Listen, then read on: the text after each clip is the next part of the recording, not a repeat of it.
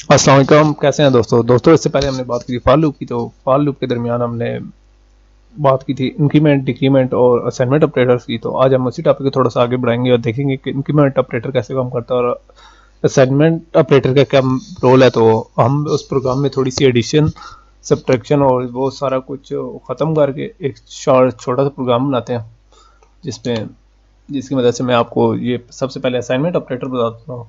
तो assignment operator में सबसे पहले मैं एक वेरिएबल लेता हूँ एक्स, जिसकी वैल्यू मैं कुछ रख देता हूँ, मतलब मैं रख देता हूँ जनाब 25। ठीक है, तो मैं इस तरह करता हूँ कि सबसे पहले 25 की वैल्यू आपको प्रिंट करके दिखाता हूँ कि मेरा प्रोग्राम आया ठीक काम कर रहा है कि नहीं। तो सी आउट, तो स्मॉलर देन के 2 साइन और उसके बाद लिख रहा है जनाब एक्स। ठीक है, उसके बाद फिर 2 स्मॉलर देन के साइन और एंड लाइन करके मैं इस प्रोग्राम को एग्जीक्यूट करता हूँ। तो जी कंपाइल एंड रन। ठीक है, तो इसने 25 प्रिंट कर दिया, हमारा प्रोग्राम ठीक तरीके से रन हो गया और रिटर्न 0 वैल्यू किया, जो कि हम पैरिटी डाल देते हैं प्रोग्राम के एंड पर। तो ठीक है, अब हम इस तरह करते हैं कि इसके अंदर एक छोटा सा असाइनमेंट ऑपरेटर टाइप डाल देते हैं। तो मैं इस तरह करता हूँ, एक्स के साथ 5 ऐड करता हूँ। ठीक है, तो मैं एक्स में 5 किस तरह ऐड करूँगा, तो ये X is equal to X plus 5।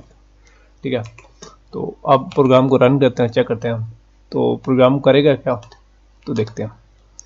सबसे पहले वैल्यू थी एक्स की 25, फिर मैंने उसके में 5 ऐड कर दिया। तो मैं आपको इसमें एक और लाइन डालकर आप लोगों को फर्दर एक्सप्लेन करता हूँ ताकि आप लोग सही तरीके से समझ सकें। ये प्रोग्राम पहले ही रन कर रहे हैं तो मैं इनको क्लोज कर दिया। अब मैं इनको कंपाइलर रन करता हूँ। तो सबसे पहले वैल्यू 5 थी, तो एक्स में 5 का हमने इजाफा किया यानी ऐड किया, तो वैल्यू 30 हो गई। फिर हमने प्रिंट कर दिया, तो इस तरह हमारी 30 होगी। तो दोस्तों एक्स की वैल्यू में चूँकि 5 का इजाफा हुआ है, तो हम इस प्रोग्राम को चाहते हैं कि थोड़ा सा और सिंपल कर लें। तो इसके लिए हम यूज़ करेंगे असाइनमेंट ऑपरेटर।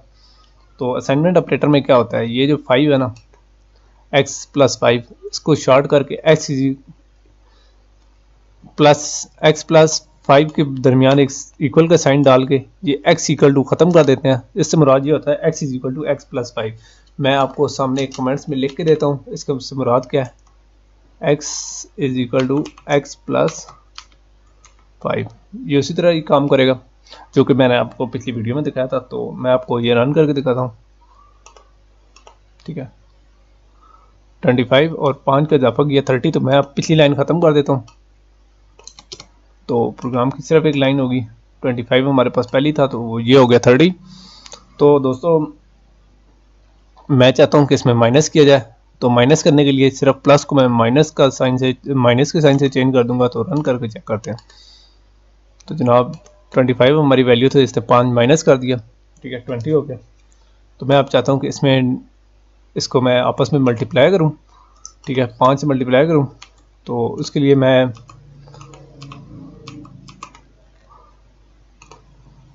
इसको माइनस को मैंने उसके साथ चेंज करना है। तो यहाँ मैं स्टेरिक लिख देता हूँ माइनस की जगह। ठीक है, तो अब रन करके चेक करता हूँ। तो जनाब इसने इस तरह किया, 25 वैल्यू थी, उसके साथ 5 को मल्टीप्लाई कर दिया या उसकी प्रोडक्ट देगी।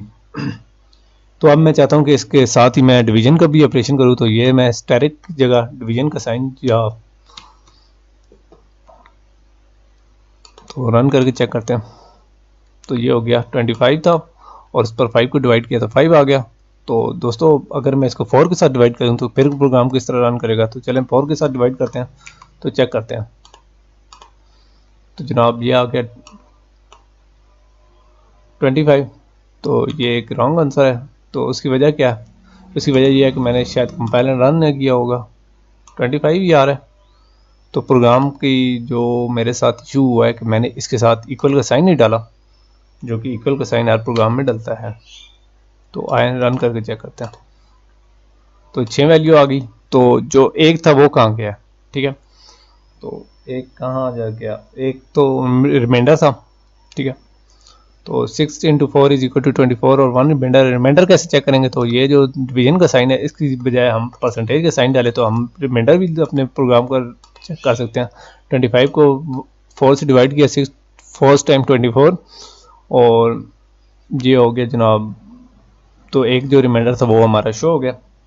ठीक है, तो अब इस तरह करते हैं, ये तो हम बात करते रहे थे असाइनमेंट ऑपरेटर की। ठीक है, मैं चाहता हूं कि अब मैं इंक्रीमेंट ऑपरेटर और डिक्रीमेंट ऑपरेटर की भी बात कर लूं। तो इंक्रीमेंट और डिक्रीमेंट ऑपरेटर को मैंने बिलावास्ता तौर पर लास्ट वीडियो में डिस्कस किया था। तो मैं इस तरह करता हूं कि ये असाइनमेंट ऑपरेटर की बजाय सिर्फ इंक्रीमेंट ऑपरेटर डाल देता हूं। x की बजाय मैं लिख देता हूं x = x + 1 या कुछ, इसकी बजाय मैं लिख देता हूं डबल प्लस, यानी जिस तरह सी के प्लस साथ डबल प्लस होता है तो वो मैं रन करके चेक करता हूँ। तो ये मेरा हो गया 25 पहले वैल्यू थी, तो प्लस प्लस से वो होगी 26। तो इसने x में 1 का इजाफा कर दिया। तो अब मैं इसमें मैं पिछली वीडियो में भी ये चीज़ आपसे डिस्कस की थी, तो मैंने ये नई वीडियो बनाई क्यों है, तो मैं आप लोगों को कोई नई चीज़ से करना चाहता था। तो आज मैं आपको ये प्रोग्राम 2 तरीक़ों से रन करके दिखाता हूँ। इसमें 2 नई ट्रेंड्स लाता हूँ, वो आप लोग देखेंगे तो आप लोग कहेंगे वाकई यार इसने प्रोग्राम को सही तरीके से रन किया। तो मैं इस तरह करता हूँ कि इसमें ना जो x++ है उसको भी अलग तरीके से प्रिंट करा देता हूँ और x की वैल्यू भी प्रिंट कराता हूँ। तो आपको इस प्रोग्राम में थोड़ी चेंजिंग करके दिखाता हूँ। तो यही जो सी आउट की लाइन है मैं ऊपर वाले के साथ भी लिख देता हूँ, ताकि ना सिर्फ मैं x की वैल्यू प्रिंट करूं बल्कि मैं उसके साथ साथ x+ की भी वैल्यू प्रिंट करूं। चलें जी, रन करके देखते हैं। तो जनाब इसने सबसे पहले वैल्यू प्रिंट की है जी 25 और फिर की है 26, यानी एक का उसने इजाफा तो किया लेकिन उसने पुरानी वैल्यू पहले की है प्रिंट किया और दूसरी वैल्यू बाद में की है। तो ये क्यों हो रहा है? ये इसलिए हो रहा है कि हमने x++ जो साइन है वो x के बाद लिखे हैं। ठीक है, तो होता क्या है, C++ सबसे पहले x की वैल्यू प्रिंट करता है, फिर उसके बाद जो उसमें इजाफा होता है या उसका इंक्रीमेंट ऑपरेटर है उसका करता है। तो अगर मैं इस तरह करना चाहूँ कि पहले 26 को जो है यानी जो उसका इंक्रीमेंट है पहले प्रिंट कराना चाहूँ, तो फिर मैं किस तरीके से करूँगा? तो उसका हल ये है कि जो ++ मैंने बाद में लगाए वो मैं पहले लगा लूँ तो वो प्रिंट कर देगा। तो रन करके चेक करते हैं। तो जनाब दोनों वैल्यूज 26 आ गई। तो इसमें और उस प्रोग्राम में क्या फ़र्क था? तो दोस्तों उस प्रोग्राम में ये था कि ++ बाद में था, तो वो इस तरह करता था, पहले x की वैल्यू में एडिशन नहीं करता था बल्कि वो बाद में x की वैल्यू में सिर्फ टेम्परेरी तौर पर एडिशन करके हमें प्रिंट कर देता था, लेकिन वो x की वैल्यू को चेंज नहीं करता था, बस वो स्टेटमेंट की हद तक वैल्यू को चेंज करता था। तो यहाँ क्या हुआ, ++ पहले लिखा हुआ, तो इसने एक्चुअल में भी x की वैल्यू वेरिएबल की वैल्यू को चेंज कर दिया। ठीक है, तो जब हम x दोबारा प्रिंट करेंगे तो वो उसकी एक्चुअल वैल्यू नहीं देगा बल्कि ++ जो उसने कर लिया, जो उसकी एक्चुअल वैल्यू जिसने असाइन नहीं कर दी है वो कर दी गई। तो दोस्तों ये सारी फिल्म है क्या, मैं आप लोगों को बता देता हूँ कि जो ये x से पहले 2 बार ++ लिखा जाता है तो इसको हम कहते हैं प्री इंक्रीमेंट। ठीक है, प्री इंक्रीमेंट से क्या मुराद है, ये सबसे पहले वेरिएबल की वैल्यू को चेंज करता है, उसमें जो भी एडिशन है तो ऐड करता है, माइनस है तो माइनस करके वेरिएबल की वैल्यू को अपडेट कर देता है।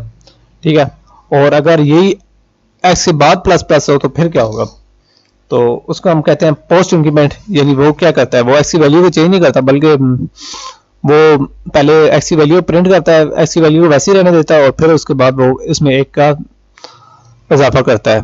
तो यही चीज़ें माइनस में भी काम करती है। मैं आप लोगों को दोनों चीज़ें माइनस में भी दिखाता हूँ ताकि आप लोग समझ जाएं कि डिक्रीमेंट किस तरह होता है, आपका कंसेप्ट रिवाइज हो जाएगा।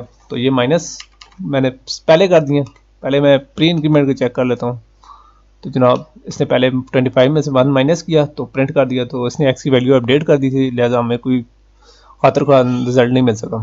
तो अब मैं इस तरह करता हूँ कि ये जो माइनस माइनस है ये बाद में ले आता हूँ, तो चेक करता हूँ कि इसका क्या इफेक्ट होता है, यानी पोस्ट इंक्रीमेंट का क्या कंसेप्ट है। तो इसने पहले x की जो एक्चुअल वैल्यू है वो प्रिंट किया, ठीक है, फिर उसके बाद उसमें माइनस माइनस करके वैल्यू प्रिंट कर दी है, तो इसने x की वैल्यू कुछ भी नहीं कहा।